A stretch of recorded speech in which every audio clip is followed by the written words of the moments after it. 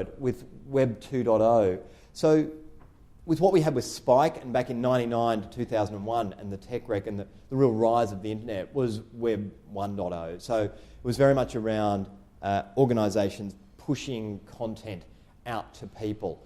Web 2.0, the hallmark of it is really the idea that individuals are creating the content. Individuals are pushing their own content out there. So we really started with blogging, and then we've got podcasting, then MySpace, Facebook, those sorts of web properties. So it is all about networking, the power of the social network.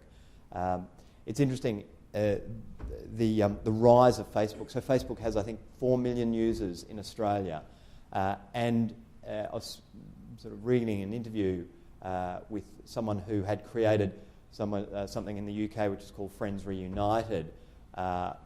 .com, and that was very big a few years ago. And they're talking about the reason why people love social networks like Facebook and so forth. And they said the main reason that people get onto these things is, and you might have received it where people sort of call you up from the past if you've been on Facebook, people who you haven't spoken to since school or whatever.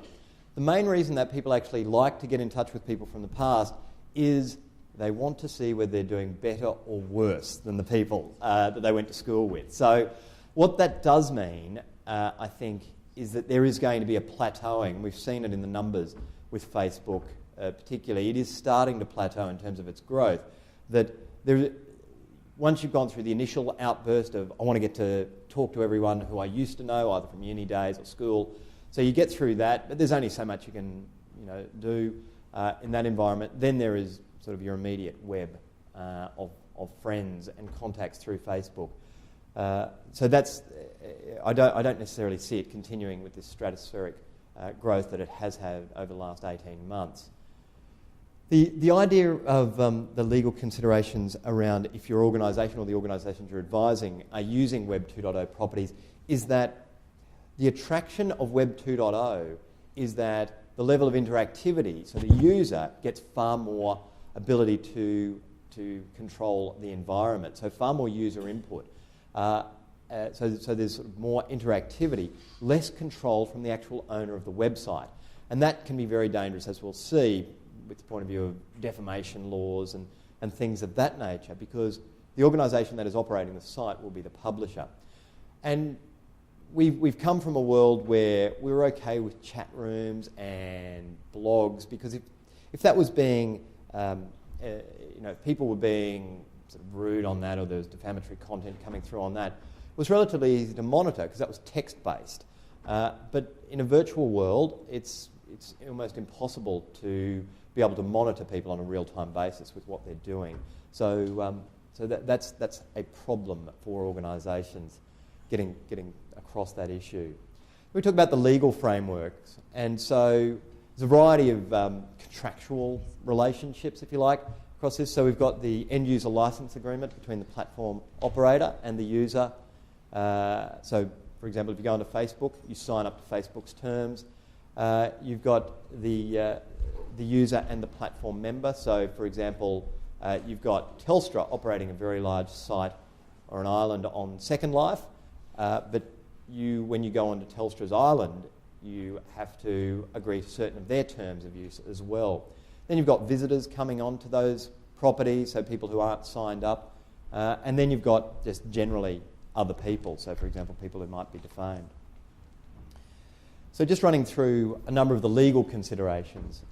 These end-user license agreements, so whether it's Facebook or Second Life or indeed World of Warcraft, any of those Web 2.0 properties, they're all owned by a third party. So in the case of Second Life, it's Linden Labs. Linden Labs is able to dictate the terms of its end-user license agreement, not unlike the way Microsoft does, effectively, when you take Windows.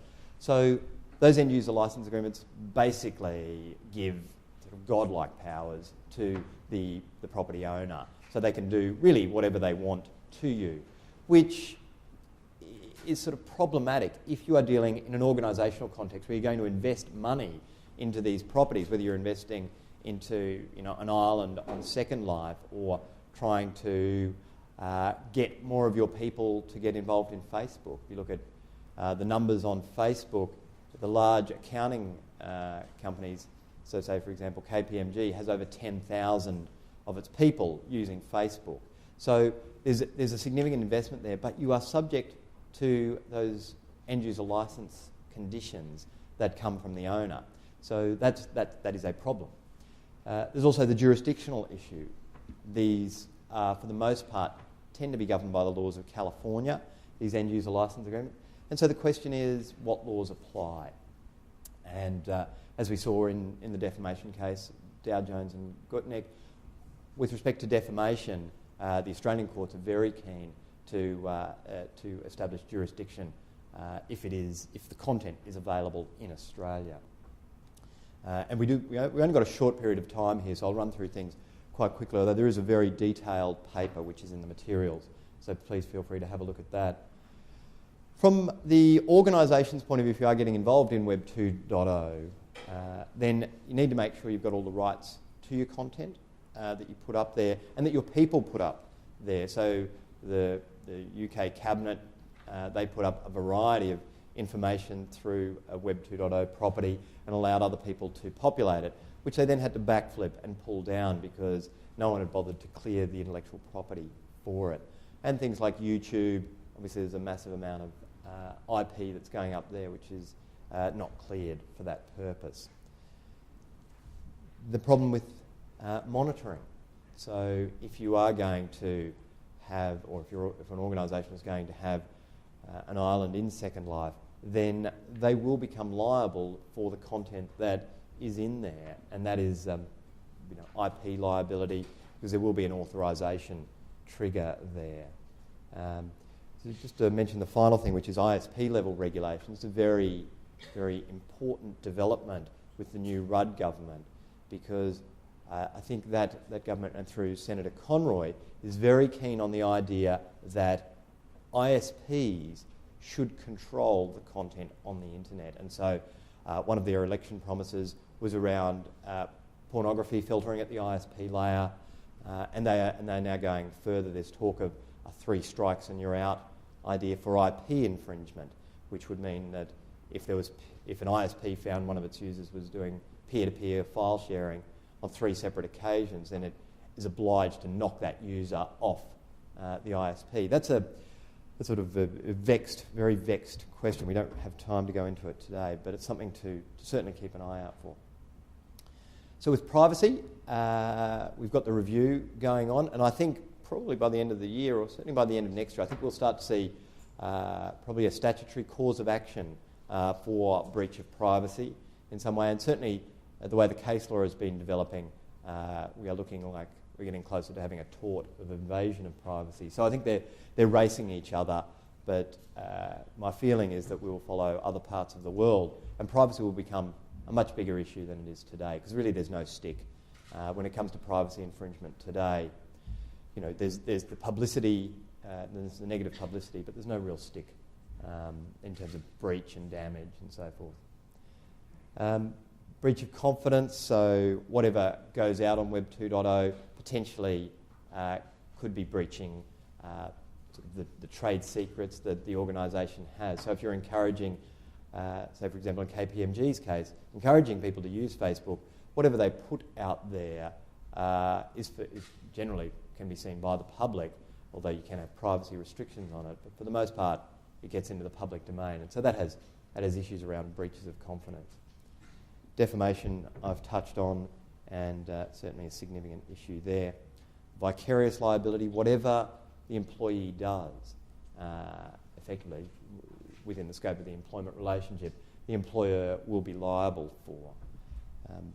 Offensive material, I'd not really had cause to look at this issue in any great detail until the last 6 months, and I've had a number of separate instances where we've had to look at particularly racial vilification.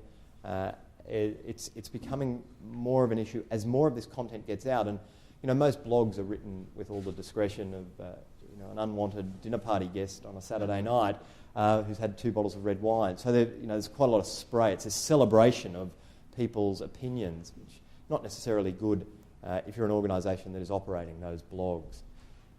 Criminal liability,